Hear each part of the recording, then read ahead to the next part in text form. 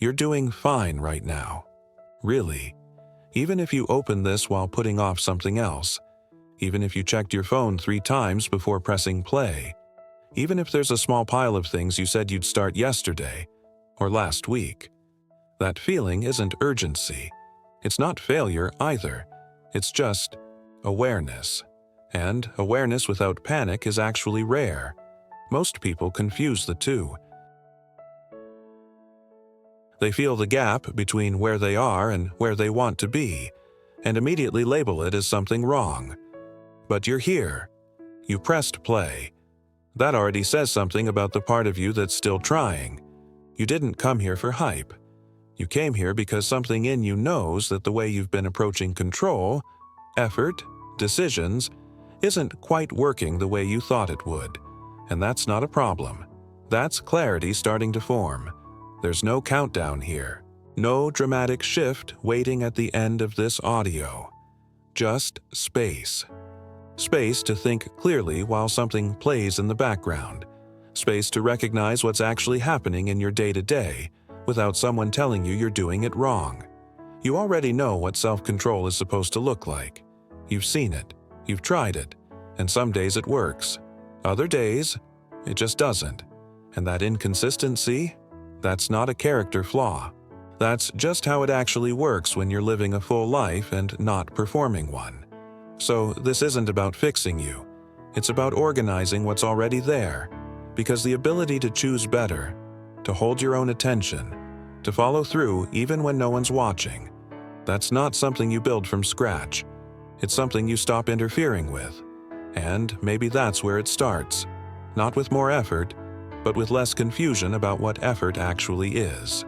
People think self-control is about saying no, about resisting, about holding back. And sure, sometimes it is.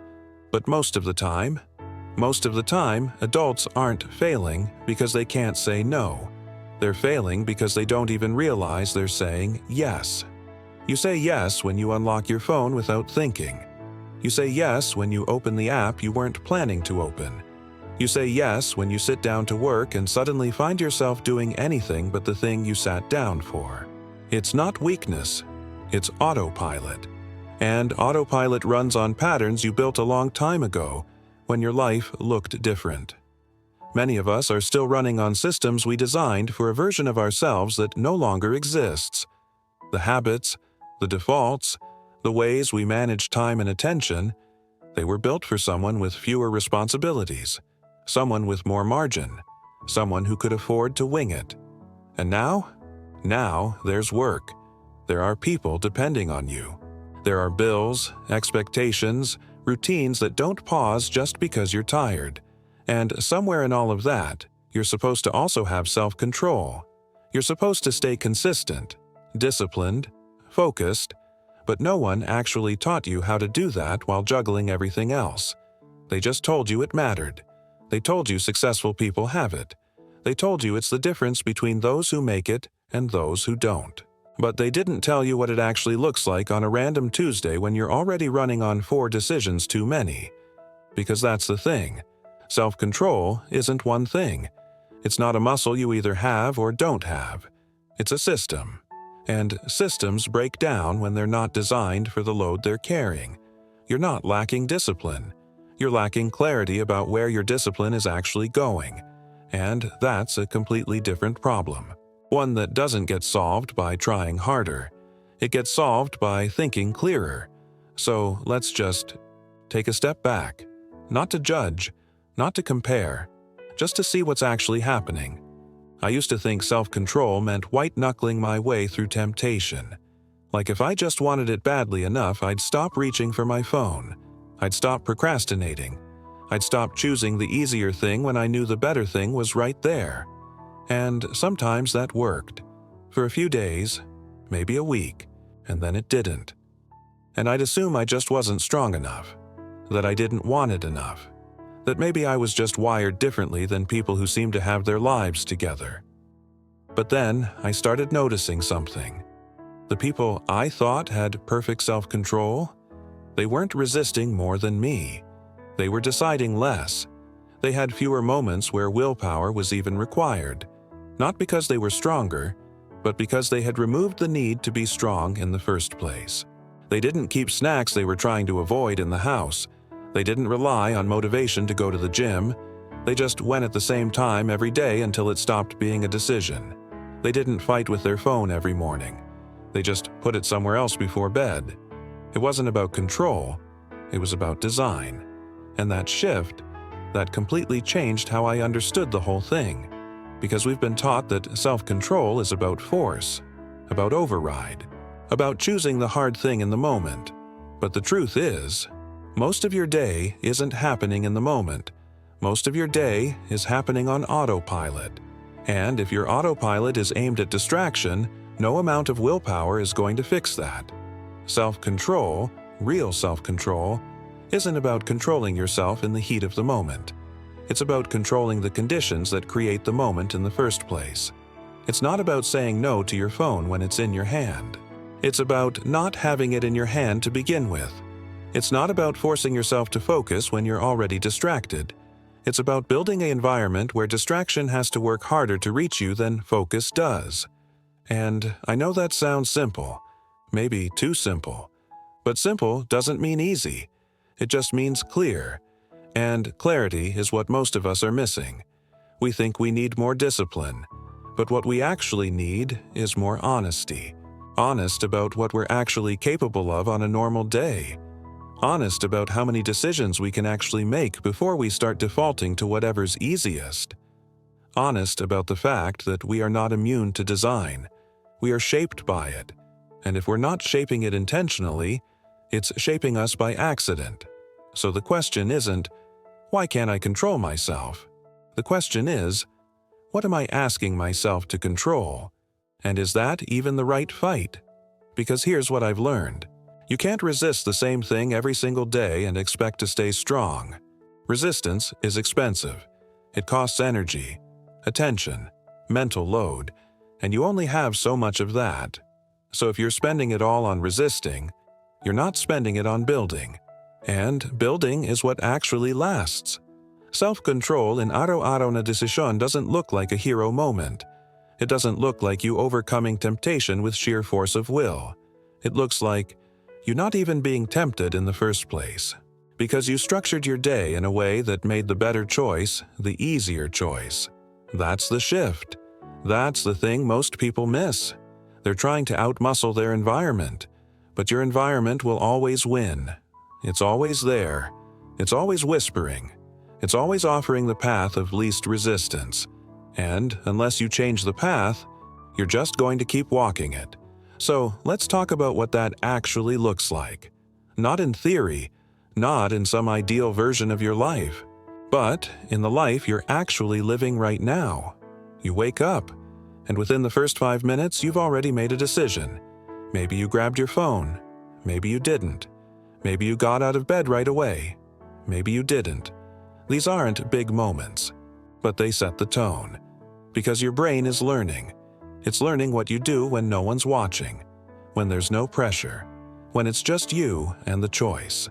And if the pattern is, I say I'll do one thing, but I do another, your brain starts to stop believing you. Not consciously, but deep down.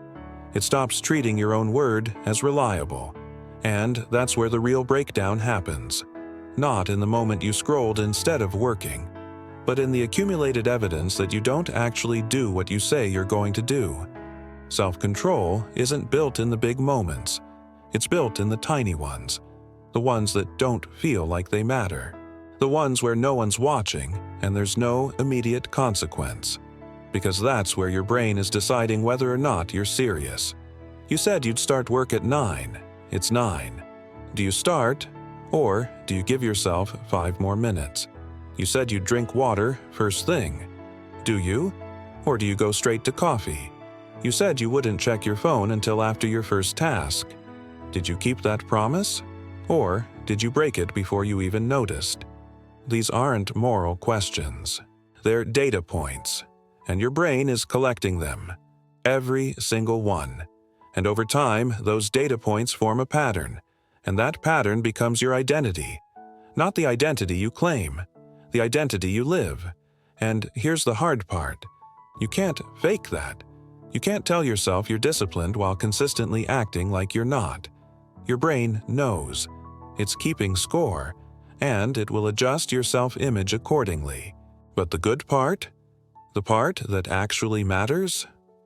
You can change the score, not by trying harder, but by changing the game, by making the small things easier to win, by designing your day so that doing the right thing doesn't require you to be a different person. It just requires you to follow the path you already laid out. Let's say you want to stop wasting your mornings.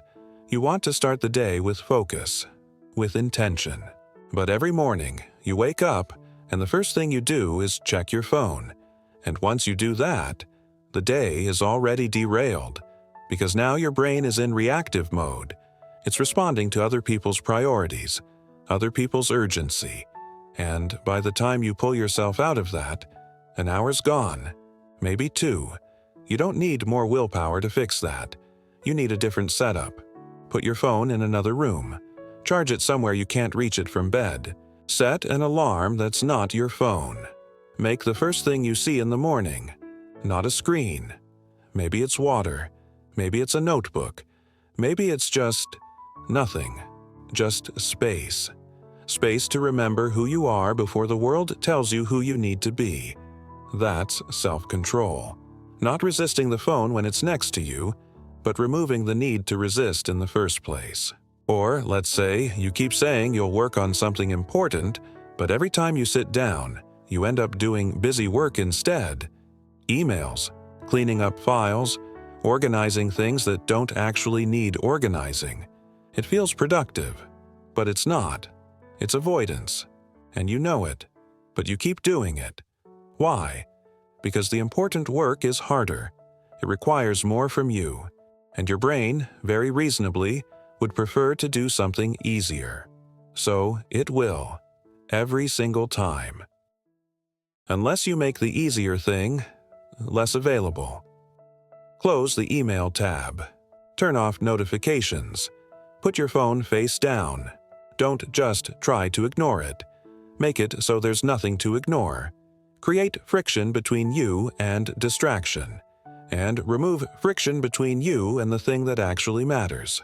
That's the design. That's the system. And it works. Not because you became a different person, but because you stopped asking yourself to be superhuman. You just became human, in a better environment. And over time, that builds something. Not motivation, not excitement, something steadier, something that doesn't depend on how you feel. It builds trust. Trust in yourself. Trust that when you say you'll do something, you actually do it. Not because you have to, but because that's just what you do now. And that trust, that's what actually changes your life. Because once you trust yourself, you stop needing external pressure.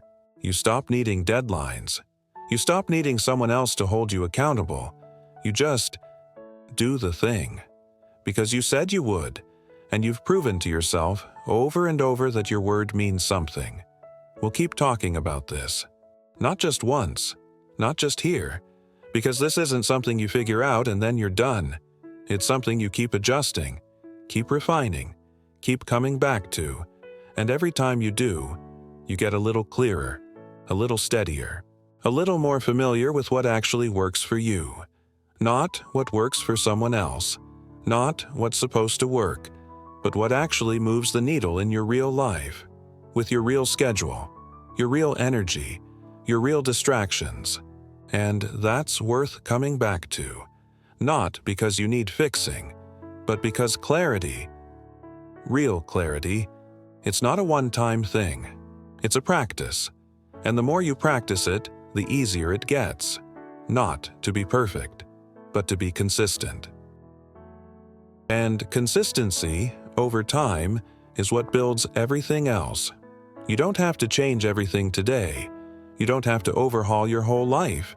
You just have to notice one place where you're fighting yourself and ask if there's a way to stop fighting, to design instead, to make it easier to be who you already want to be. And maybe tomorrow you do it again, and the day after that, and slowly, Without force, without drama, things start to shift, not because you became someone new, but because you stopped getting in your own way. You'll figure it out, not all at once, but piece by piece, decision by decision. And every time you choose the thing you said you'd choose, you're not just doing the task. You're rewriting the story your brain tells about who you are. And that story, that's the one that actually sticks. So take your time. There's no finish line here. Just clearer days, steadier decisions, and the quiet confidence that comes from knowing you can trust yourself, even when no one's watching, even when it's hard, even when it doesn't feel like it matters. It does, and you'll keep proving that to yourself, one small choice at a time.